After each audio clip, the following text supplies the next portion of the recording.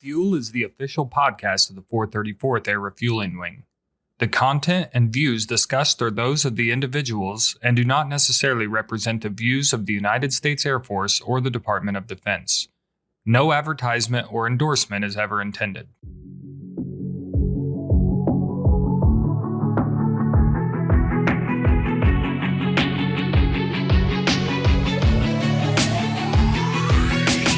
Welcome to the Fuel Podcast. I am your host, at least for right now, Josh Weaver. For those of you that have listened before, we thank you for listening. If this is your first time, welcome. We've got a little bit different of a format or layout for the podcast moving forward. We really wanted to condense these shows down, make them a lot shorter, and give our listeners something beneficial. Something that can help them either in their career, at home, or both. Basically, we just wanted to cut the time down on these shows, make them a little bit shorter, and give you, the listener, valuable information. So on this show, we're going to talk to Colonel Cioffero. He is the Wing Inspector General, and we're gonna talk about readiness. And we're not necessarily talking about just like, having everything greened up. Not just that. I think there's a lot more that goes into readiness, maybe stuff at home, things like that. Just making sure that not only you're ready, but your family's ready too. So it's a really good conversation. A couple notes for this UTA. We've got a lot going on. We have got the kids' Christmas party this UTA. It's going to be from 10 o'clock to 1400 in Dock 4. I believe. I will double check and make sure. So stay tuned for the entire shows because I'll let you know for sure at the end. So we got the kids' Christmas party, right? I believe that Santa will be making an appearance around 11 o'clock. Flu shots, big one this UTA. If you have not gotten your flu shot yet, you got to get it this UTA. I know no one necessarily wants to get a flu shot, but that is one of our requirements. And luckily enough, this show, we're going to talk about readiness, and that is part of your readiness. So if you have not gotten a flu shot, please make sure you get over to medical, get your flu shot. If you've got it out on the economy, make sure you bring in the paperwork so that we can get those records loaded in and you're greened up. Last big thing we've got this UTA. It's sad for us. It's happy for her. Colonel Gretchen will be retiring this UTA. While we are sad to see her go, we wish her the best. And I know I, for one, am happy that I got the opportunity to work with her for a little bit and get to know her a little bit. So her retirement ceremony will be at 1500 on Saturday in Dock 1. So make sure you find some time to get over there and wish her well. An incredible career. And so, yeah, if you make some time, get over there, and wish her well and congratulate her on a very long and successful career. All right, so let's get into our discussion with Colonel Cioffero. All right, so I'd like to welcome our guest, Colonel Cioffero. I got it right. Yes, you did. All right, that's because I wrote it down and my phonetic spelling so that I wouldn't mess it up. Who is the Wing Inspector General here at Grissom, correct? That is correct. Good morning. Right.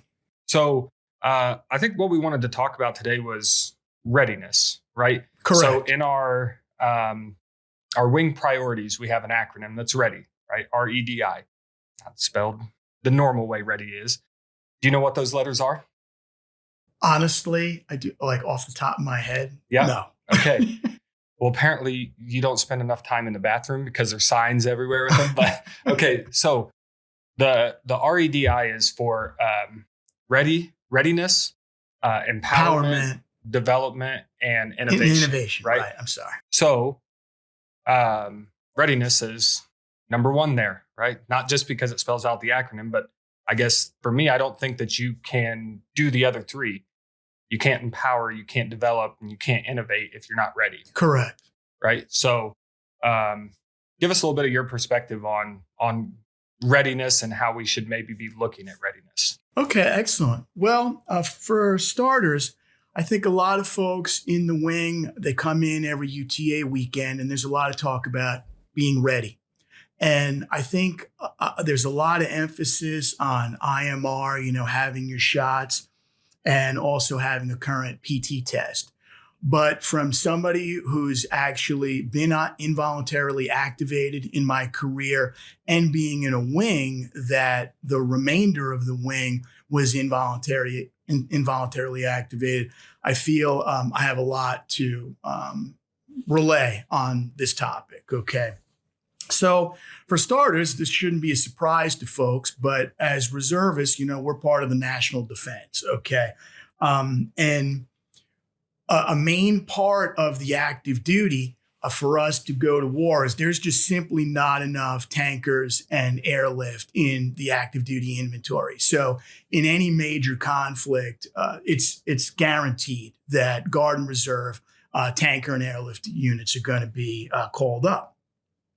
And, if you're following in the news, there's a lot of conflict going on. I mean, we have Ukraine, the Middle East. There's talk of China as a near peer competitor. And basically what readiness means or should mean to a reservist, it's not just that PT test and a current shot, but it means being able to leave your family or significant people in your life on short notice. And could be for a very long time. All right. So you have to get into that mindset that you could be plucked out of your situation, your life, and leave in 72 hours. Yeah. Okay? At any moment in time, that can happen. And, just imagine that, imagine you're notified, what is it, Tuesday today, then on Friday, you're getting on a 135 and you're going somewhere overseas. You may not know where you're going to. You don't know how long you're going to be there. Okay. So you have to make sure that you're ready. And like I said, it's a little bit more than a current PT test and a shot. All right. So I wanted to share some observations that I saw from when I was involuntarily activated, and then the wing that I was a part of back in the day. It was the 440th up in Milwaukee, when our flyers and our maintenance and a lot of the support folks were involuntarily activated as well. Okay, so first my shop was activated. The intel folks were activated before the wing. Okay, and we didn't really have a lot of time. And, we had 72 hours and we were dispersed to the four winds. I had a couple of folks were sent to Romania. I was sent to the UAE, and we had some folks that were sent to Kuwait. Now, I was a full-timer in Intel at the time, and I really stressed readiness among my folks. Okay, so they were ready to go in 72 hours when we got the call. All right. But then after a certain amount of time, we eventually made it all back home, and then our flyers and maintenance and some other support personnel were called up. And unfortunately, they were not as ready as my intel people were. Okay. So for starters, and the same with the 434th, we have a lot of people that live outside the commuting area. Okay. So you're going to get the call by your commander. You're going to be told to report to Grissom, all right? They're going to do a head check, all right? And then they're going to put you in billeting, all right? Because they're most definitely going to stand up a deployment line to make sure that you have everything ready to go. Now, with that being said, if you do deploy and you have a missing item, the wing PERSCO, they take a hit for that, okay? So with that being said, the rest of the wing folks were brought in, and a lot of them wanted to spend those last remaining hours with family, obviously. Okay. So how are you going to do that, though, if you don't have all of your stuff done? Well, exactly. You're not. Okay. And the commanders tried to be compassionate to that, but they know, they have a mission first. Okay. And again, by having everything ready personally and for your family, you are going to be able to have as much of that precious time to spend with your family before you go, but also prevent a lot of heartache for your family as well. Like I said, the wing stood up a deployment line, and you will be there. Okay, all right. If you need a shot, dog tags, any of that, they're going to go through. Okay. So in that situation, right, you're under an immense amount of stress, right? Trying to get that is like the deployment line and stuff. Is that what you saw was the most stressful for people, or was it something else? Actually, no, that wasn't the most stressful thing that I saw. Was the fact that there's a whole other aspect of readiness that folks need to take care of that they did not, which caused the main point of stress. As I mentioned, that deployment line as a member, you can get that shot done. You can get that set of dog tags or that will. Okay. The main source of stress was family members not being ready. Okay. So examples of that: financial. Okay. Do you have a spouse? Do you have children? Does your spouse know how to pay the bills when you're gone? Okay. Where key documents are. Are your children prepared for this? This was a huge issue too for single folks. Okay. Again, picture that situation. You're plucked out of your life on Friday of this week in 72 hours. You have a pet. Who's feeding the cat? All right. Who's paying your bills? Okay. That was the outside stress that I saw that really stressed folks out.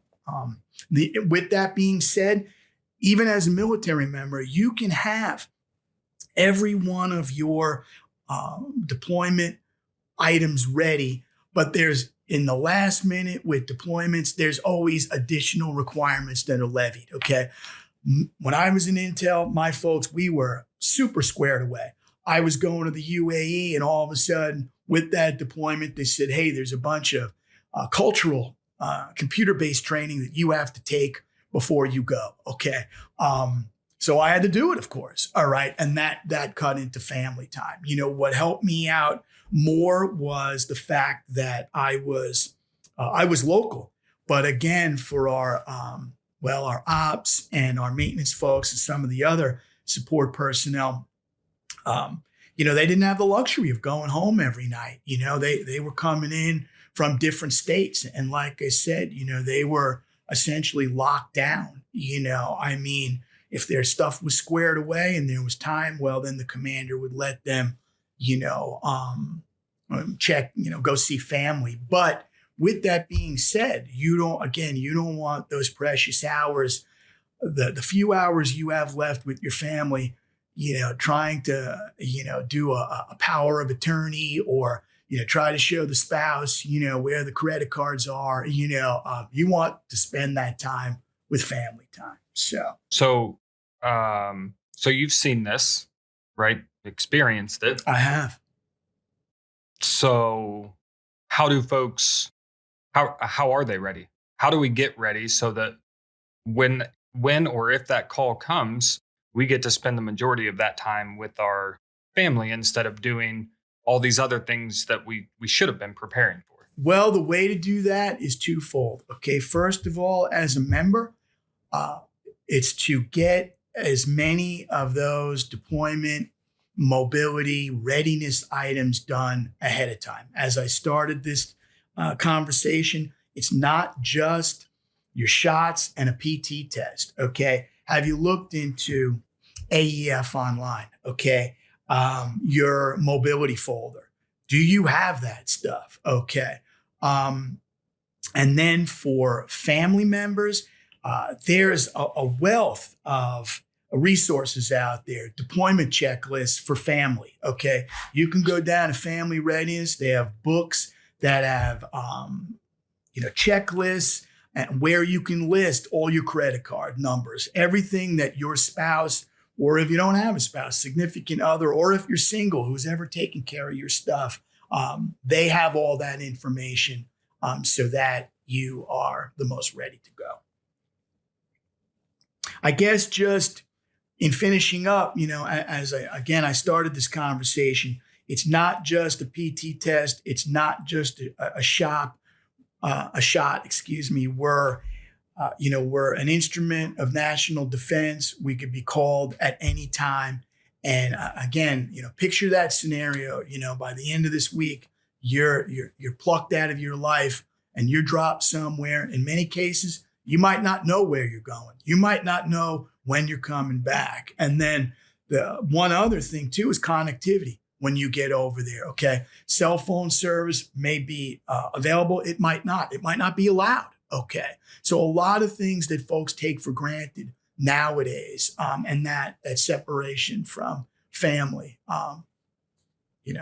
it's an issue. So. Yeah, it is. We definitely need to make intentional movements to be better prepared so that when something, when we are called, that we don't have to spend that time. I mean, I can't even imagine the amount of stress that comes with you get a phone call. Now you've got 72 hours. And now in all likelihood, I would all but guarantee you forget at least one or two things. And they might be big things. And I'll just finish up. It's interesting. This week, I had to close a bank account. Okay. And I had to switch automatic withdrawals and deposits from one account to another. That took me like 4 days. Okay. With no stress and nothing else I needed to do. Okay. Automated lines and things like that. Okay. So if you think, you're going to be able to get it done, you probably won't.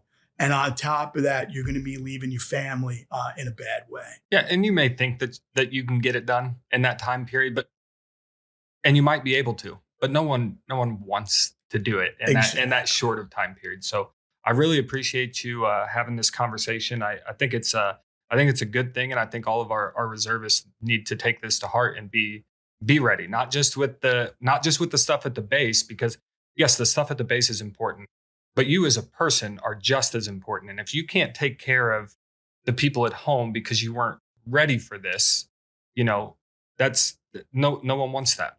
So I really appreciate you having the conversation, giving us some insight and then also some personal experiences so that we can have our folks be better prepared. All right. Well, thank you. Appreciate it. Thanks, sir. All right. A lot of really good stuff in that conversation. I'd like to thank Colonel Cioffero again. We always hear about, making sure that we're ready for deployment at a moment's notice, right? But I think what Colonel Cioffero really brought up here was it's not just about making sure you're greened up for all of your readiness items. There's a lot more that goes into being ready to deploy at a moment's notice. And a lot of that has to do with your family. Making sure that, your spouse or your kids are set up and they're prepared for you to leave. And if we don't take the time to do that now, when that phone call comes that says, hey, you got 72 hours, that's not enough time. We've got to be looking at this stuff far in advance and making sure that we are prepared for that phone call. So really good stuff. I hope everyone took a lot away from it. I did tell you in the beginning of the show that I would double check on the kids' Christmas, and I was right. So good to go. It is 10 o'clock to 1400 in Dock 4. So we hope to see you and your family there. I hope you all have a great UTA. Look forward to getting this podcast rolling again. So if you have something you'd like to talk about, shoot me an email. It's Josh Weaver in the Global. We want to make these things kind of like a TED Talk. So if you've got some valuable information for people, maybe it's benefits. I think, wish me luck. I'm going to try and talk Master Sergeant Saunders into being on the next one to talk about some travel benefits. So if you've got any good information that you think people should know, let me know and we'll work something out so that we can get you on the podcast and let our fellow members here at the Hoosier Wing know about that stuff. Hope you all have a good UTA. Travel safe getting in here, and we'll talk to you later.